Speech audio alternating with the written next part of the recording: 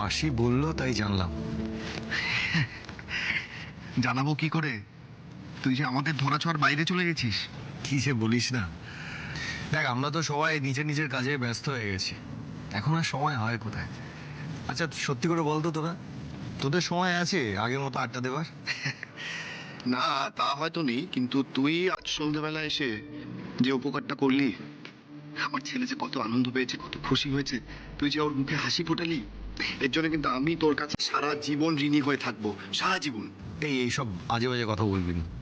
এই শোন না, তুই যখন এলি তাহলে চল না সবাই মিলে একটু ছাদে যাই, পুরানো দিনের মতো একটু আড্ডা দিই। দেখ আড্ডা দিতে তো আমারও ইচ্ছে হচ্ছে, কিন্তু কি বলতো, কালকে আবার কাজে বেরোতে হবে, আর আমি না এখন আগের মতো রাত জাগি না। পরে কোনো একদিন, কিছু মনে করিস না। আচ্ছা শোন না সুমাল, আমি এবার বেরোবো। সে কি ডিনার করে যাবে না? বৌদি আজকে আর খাবো না, পরে কোনো দিন এসে খাওয়া দাওয়া করবো। হ্যাঁ, আমি জাস্ট অগ্নিবকে দেখতে এসেছিলাম, ওকে দেখলাম, ব্যাস মন ভালো হয়ে গেল। আসি তাহলে। এই সায়ক, হ্যাঁ দা ভাই। চল বেরোবো। হ্যাঁ আসি, চলো। হ্যাঁ ভাই, ফোনটা চার্জে বসিয়েছি, ওটা তুলে আসছি।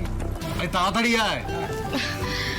আসছি। হ্যাঁ আসলাম রে সুমাল। হাসি, এই সব কিছুই কিন্তু সম্ভব হলো তোমার জন্য।